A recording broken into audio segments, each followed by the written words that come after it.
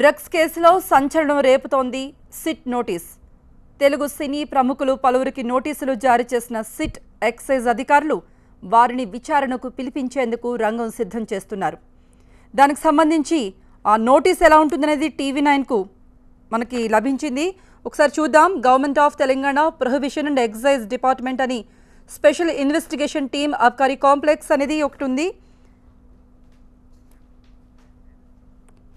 Whereas an inquiry in connection with the contravention of the provisions of the NDPS Act and rules and orders made thereunder in respect of total 693 lysergic acid, LSD, square paper blots, 100 drops of LSD. అయితే ఏదైతే మత్తు పదార్థాలు వాడారు అని అనుమానిస్తున్నారో దాని ఆధారంగా నోటీసులు జారీ చేశారో దానికి సంబంధించిన ఇన్ఫర్మేషన్ అంతా కూడా ఇక్కడ ఇచ్చారు.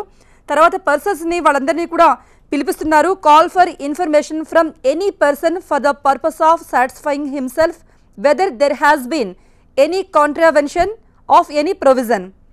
Examine any person acquainted with the facts and circumstances of the case అని మనకి ఏదైతే సెలబ్రిటీస్కు నోటీసులు జారీ చేశారో దానికి సంబంధించిన ఫార్మాట్ అంతా, అంటే ఆ నోటీసుకు సంబంధించిన వివరాలు ఇవి.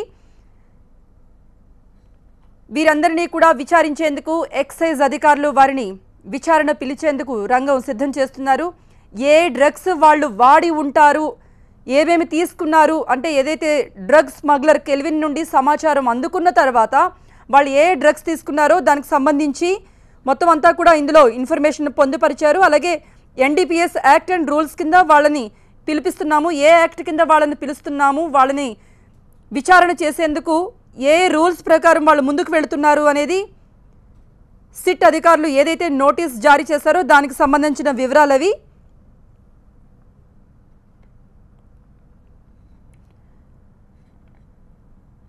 డ్రగ్స్ కేసులో సంచలనం రేపుతోంది ఇప్పుడు మనం చూసిన ఈ సిట్ నోటీసులు. తెలుగు సినీ ప్రముఖులు పలువురికి నోటీసులు జారీ చేసింది సిట్ ఎక్సైజ్ అధికారులు. అయితే వారిని విచారణకు పిలిచేందుకు రంగం సిద్ధం చేస్తున్నారు. నోటీసులు అందుకున్న వారు తమకు డ్రగ్స్ కేసుతో ఎటువంటి సంబంధం లేదని, విచారణ తర్వాత నిజాలు నిగ్గు తేలుతాయంటున్నారు.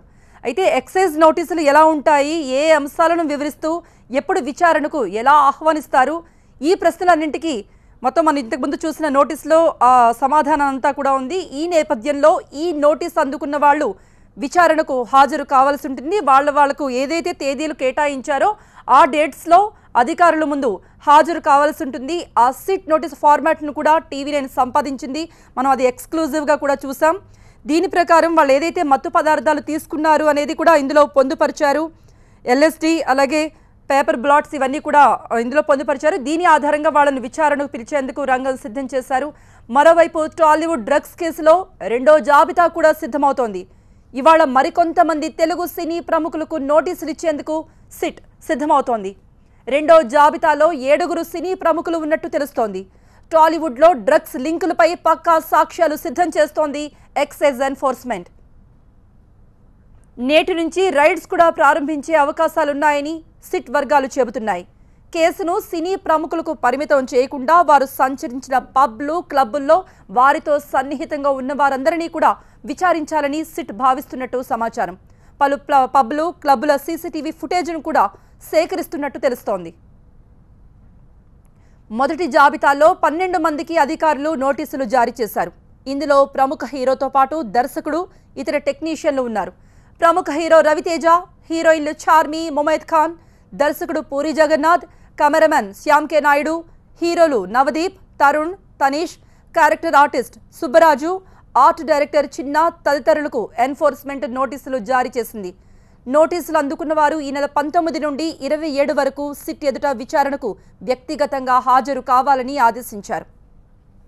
ఇటీవల పట్టుబడిన డ్రగ్ వ్యాపారి కెల్విన్ ఫోన్లోని కాల్ డేటా ఆధారంగా సినీ ప్రముఖులకు నోటీసులు జారీ చేశారు అధికారులు.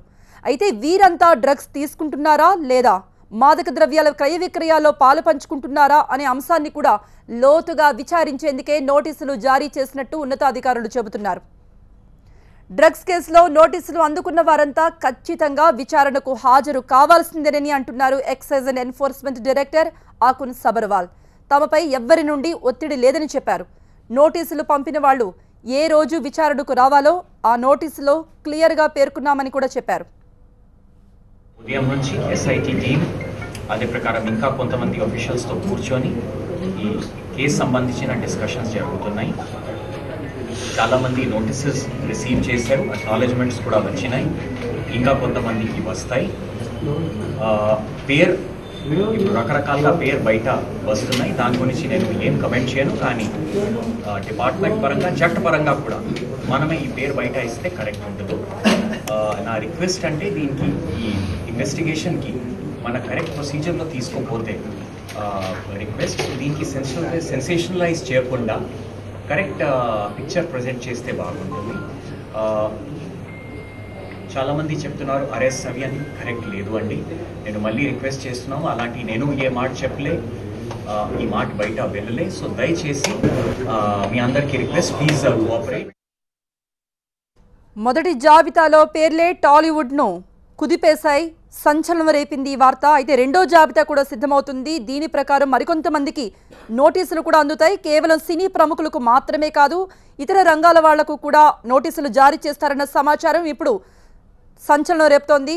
మరి ఈ రెండో జాబితాలో ఎవరెవరు ఉండొచ్చు, దీనికి సంబంధించి అప్డేట్స్ ఇవ్వడానికి మా ప్రతినిధి విజయ్ ఉన్నారు. విజయ్, 12 మందికి నోటీసులు ఇచ్చిన తర్వాత ఇప్పటికే దాదాపు వాళ్ళందరినీ కూడా 19 నుంచి 27 మధ్యలో ఎక్సైజ్ ఆఫీస్కి రావాలంటూ నోటీసులు కూడా జారీ చేశారు. నోటీసుల్లో చాలా స్పష్టంగా ఉంది, ఏవైతే ఈ యొక్క 3 కేసులు అటు బాలానగర్ తో పాటు చార్మినార్, నాంపల్లిలో ఎక్సైజ్ లో ఉన్నటువంటి ఈ కేసుల్లో ఉన్నటువంటి ఇన్ఫర్మేషన్ మేరకే మీకు నోటీసులు ఇచ్చాం, మీరందరూ కూడా ఖచ్చితంగా రావాలంటూ కూడా వాళ్ళు ఆ నోటీసులో పేర్కొన్నారు. అయితే ఇప్పటికీ మొదటి జాబితాలో కేవలం 12 మంది మాత్రమే వెళ్ళింది, ఇంకా సెకండ్ లిస్ట్ కూడా ఉంది. వాళ్ళందరికీ కూడా విచారించే అవకాశం కనిపిస్తుంది. ఈ 12 మంది వచ్చిన తర్వాత వాళ్ళు ఇచ్చినటువంటి సమాచారం మేరకు మరికొంతమంది కూడా నోటీసులు ఇచ్చిన తర్వాత పూర్తిగా వాళ్ళని కూడా విచారణకు పిలిపిస్తామనే ఉద్దేశంతో ఎక్సైజ్ ఎన్ఫోర్స్మెంట్ అధికారులు ఉన్నారు.